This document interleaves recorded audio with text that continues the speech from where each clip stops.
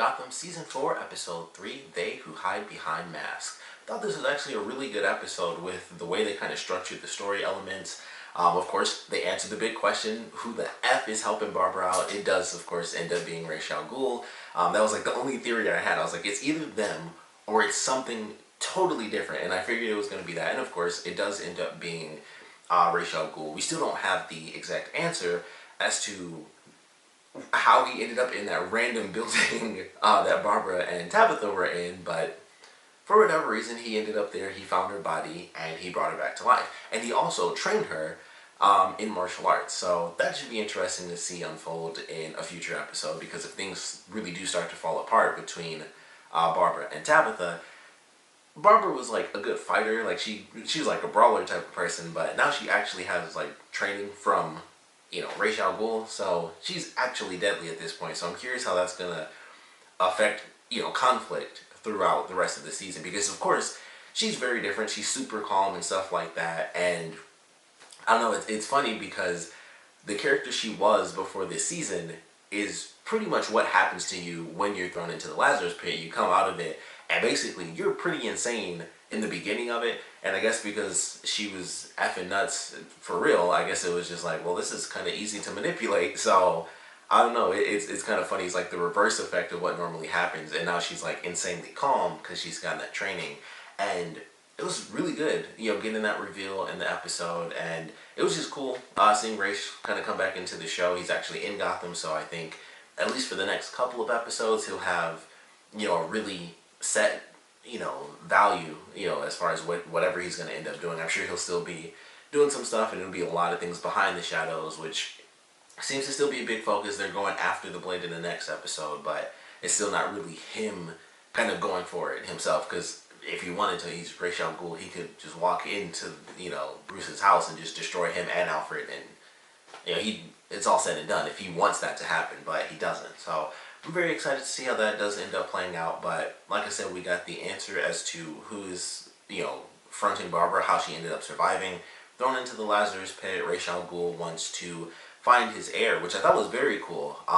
That's something that I've never, well, I guess I shouldn't say that. That's almost the point of Ra's al Ghul, is him trying to find an heir to the throne. And typically, of course, it does end up being Bruce. But I like the way they played it with this episode, where it shows the person before Ra's al Ghul, because if I remember right, he's like the demon's head, that's what they call him. So, him, like the first time he ever came back to life, and the person being like, okay, I found my heir in you, so now you need to find, your heir. And I assume that when he took the blade, he like slit the dude's throat, and that was like the passage or whatever.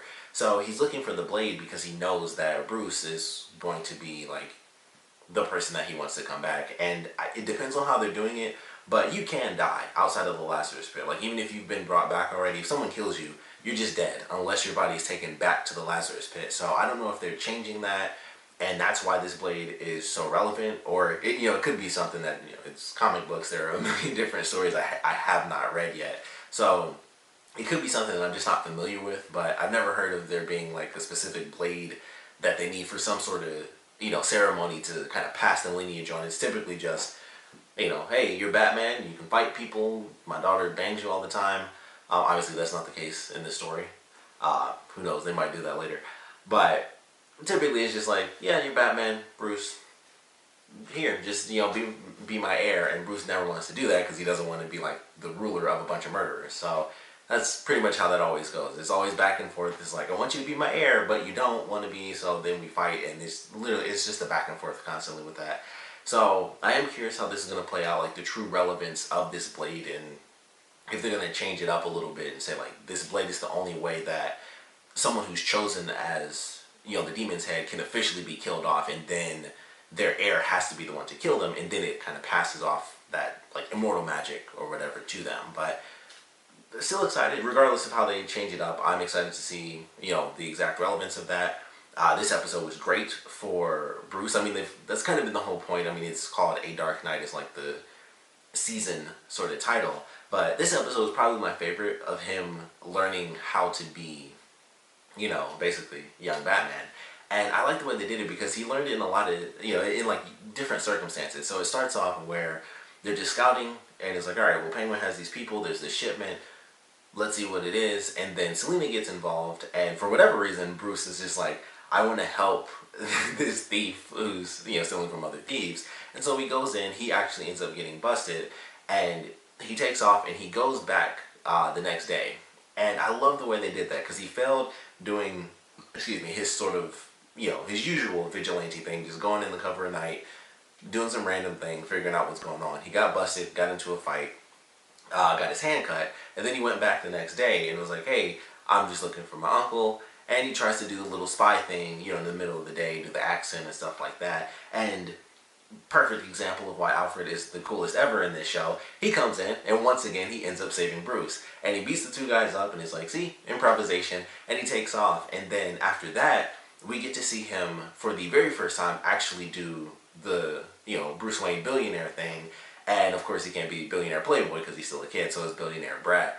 And I like that idea, and it was really weird to see. So it kind of made me laugh, because it was just like, it's him just, you know, being rambunctious and be like, hey, you know, I'm gonna put this in my bathroom, and just little silly stuff like that. So it was really fun to watch. And then when Barbara comes in and he's doing like, you know, $300,001, and then he goes down to like a penny, and I love the way it all ended, because of course she was getting super pissed off, and he throws out $2 million, which I was like, he still could have, I don't know, I mean, he's doing his thing. And so, you know, his plan was, you know, if I go on this spending spree, then it won't be really suspicious. And that was a cool little moment as well. And he's, you know, telling that to Alfred. He's like, you know, where'd you come up with that idea? And he's like, well, improvisation.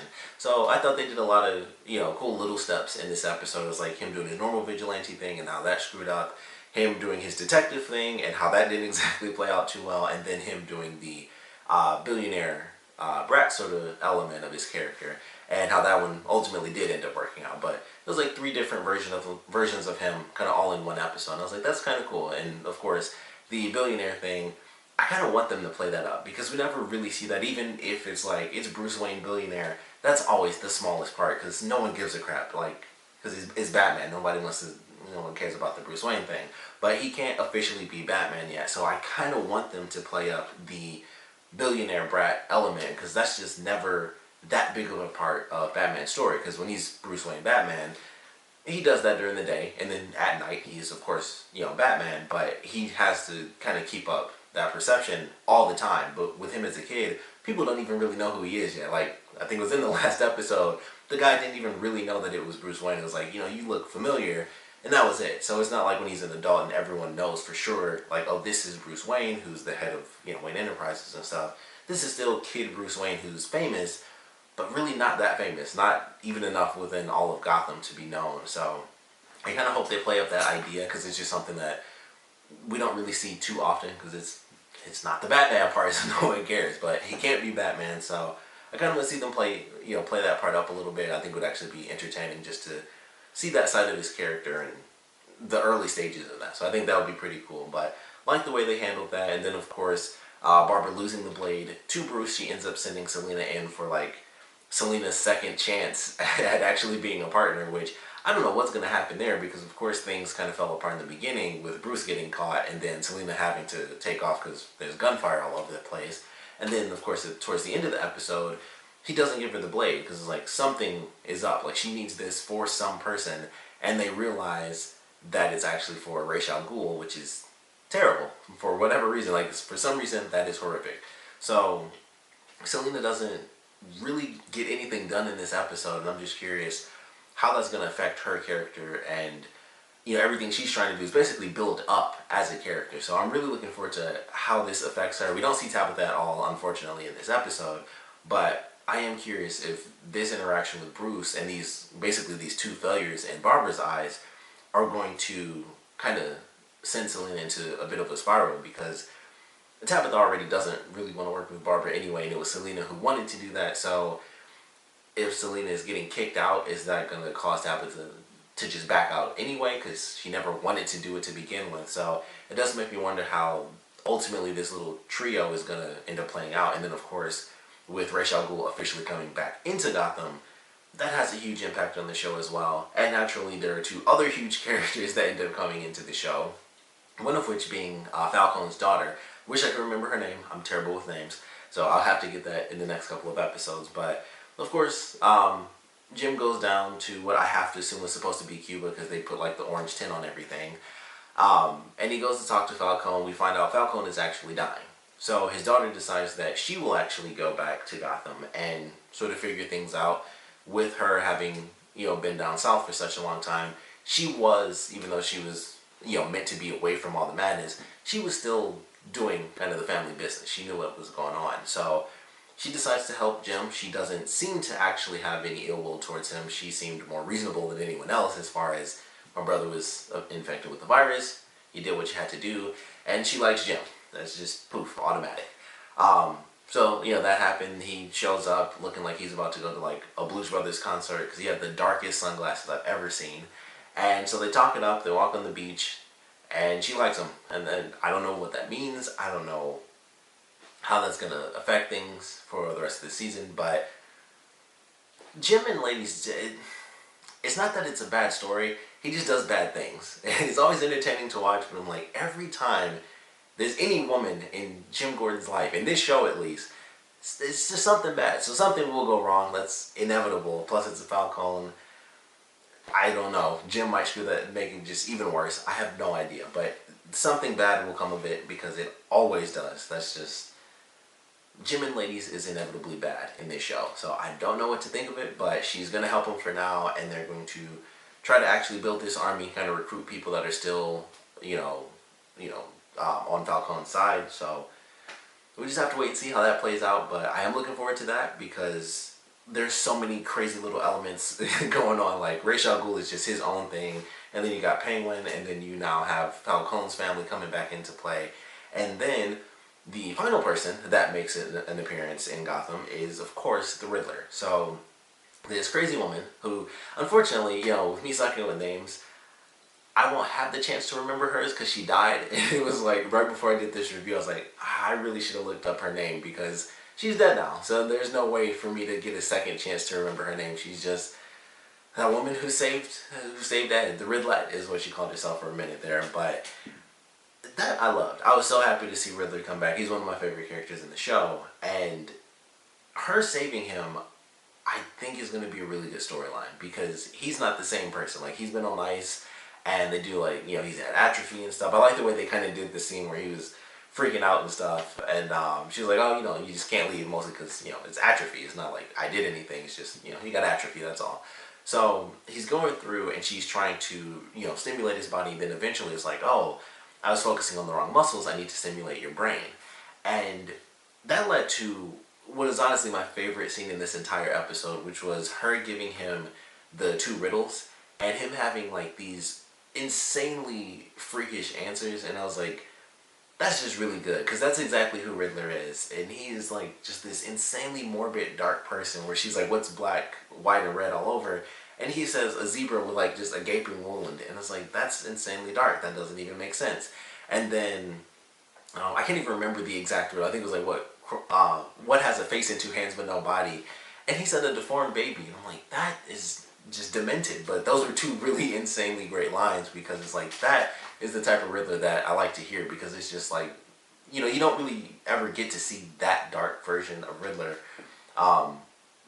Sometimes you get in the comics, of course, and if you aren't a comic reader, you probably never had that outside of like the Arkham games. He's super dark in that. And it made me think of a riddle that they had in like the very first Arkham game, Arkham Asylum, and they kind of did the same thing about the baby, where he was talking to a psychiatrist, and he gives the riddle of what's something that crawls on all 4s and then walks on 2 legs and then walks on 3, and it's supposed to be a person because we crawl on all 4s, then we grow up and we of course use our legs, and then as we get older we might need a cane, so typically that would count as the 3rd leg. And he was like, nope, that's wrong. And it was like he said something, it was about the same as the deformed baby thing. It was something like where you chop one of the person's legs off or something like that. And I was like, that's super, super dark. And it's just like, yep, that's the Riddler. He just says insanely dark things. Although, apparently in this universe, kids' riddles are super dark. I don't know, maybe I just never knew that riddle. But when she read, it was called like Riddles for Children, and he couldn't figure it out. So he freaks out, and then he mentions like, my muscles are working fine. He knocks the woman out. And he reads the answer to this riddle about what's I was like, what's green and red and flying or something like that. And it was like a frog in a blender, and I was like, is that actually a kid's riddle? Because that's insanely dark as well. I was like, I honestly, when he first read it, I was like, is that the actual answer, or did he just make that up in his own head because that was just a dark answer? So I was like, what kid's riddle is that? Because I've never heard that before. So I thought that was actually kind of funny that that was supposed to be like a children's riddle. But ultimately, Ed does end up escaping, and sadly, this woman who's like obsessed with him, who knew him in school and everything, she just gets killed because Penguin ends up finding her. And it's like, all right, well, make sure everybody knows that Ed is out there. I want him back, and Zaz, have fun. Like, she needs to be made an example of because people have been trying to steal from me lately. So have fun. And he takes off, and Zaz is like, it's a lovely dress. And she's like, thank you, I made it myself. And she's crying, and he's just like, And then he just pulls the trigger and kills her. And I was like, wow, that's Gotham right there. So glad to see that Ed is coming back, and I can't wait to see how they, do his storyline for this season, really, where he's just not himself. And I just love that idea where he is not the genius that he's supposed to be. But I think that might lead to even darker stuff for his character because he's going to be forcing himself to be smarter, and I think that's going to send him down like a darker path before he's able to just like get smart. He won't just be like, I'm super genius and I can insult people or kill people. He's going to be like doing the darkest stuff he can to kind of kickstart his mind. So kind of looking forward to that. That should be very interesting. Very end of the episode, right before Falcone's daughter shows up again, we actually get introduced to a new detective, Harper. Sounded super familiar. I mean, Harper is not that uncommon of a name, so I could have heard that a million times from anything. But it kind of reminded me of something else from Batman, but that could just be totally random. I don't think it is. I think it's someone from Batman that I'm like very, very vaguely familiar with. But get introduced to a new character, so I'm excited to see what they do with her. I would assume that she's going to be partnered up with Jim. I would assume that was the point of being like, hey, here's a new detective. So excited to see how that plays out, and a new character's perspective, even though she was still within Gotham, a new character's perspective on just all the madness that's happening within the series. So I think this was a really good episode. Added a lot to the rest of this season. They brought in one new character. They brought back an old character. I guess you can still, Raish hasn't really been in it, so we can still say they brought in two new characters. But they brought in, 3 full characters to add to just three full characters. So we got Harper, we have Falcone's daughter, and then Raish, and then I guess, you could say 4 because they brought back Ed. So we got 4 people now added to this season, and it's just crazy. It's getting crazier. People are coming back to life. People are coming back into the show. New characters are being added. And none of it seems like it's rushed. It all felt like it really made sense. There was so much that happened in this episode. And that was another reason why I liked it so much. I was like, I feel like the pacing is really good for this. Like, there's a million different things happening with revelations and Jim trying to do his thing and what Bruce is doing and the different layers and, reveals between the characters and stuff. And it was just simple. Like, all the issues Penguin was having just kind of rolled into some of the other stories, and everything just kept blending together by the end. And I was like, this is really sweet. I just like the way that this episode played out, ultimately. So, definitely a great one, I would say. But, of course, we'd love to know what you guys thought about it. So, please comment below. Let me know your favorite parts about it, least favorite parts about it. And I would love to know what you guys think about the reveal that Ra's al Ghul is the one who brought Barbara back to life and is now fronting her sort of armory business and everything that's kind of going to go crazy with this storyline and this blade and everything, because I'm looking forward to it. I like what they've done so far, even though it's been a little, just like the introduction to Ra's, the Lazarus Pit, the mystery of this knife now, so we'll probably get some of the answers. I don't know if we'll get all of them, but maybe some of them in the next episode. But we'll love to know what you guys thought about the official reveal that it was Ra's, even though that, like I said before, I was like, it's got to be that, or it's just going to be some random mystery character. But didn't surprise me too much, but it's definitely cool, and that adds to Barbara's thing with being brought back to life and the martial arts training. So add some elements to her character and, like I said, future interactions with her. But would love to know what you guys thought about it, and of course this episode in general. So please comment below, let me know, and thanks for watching.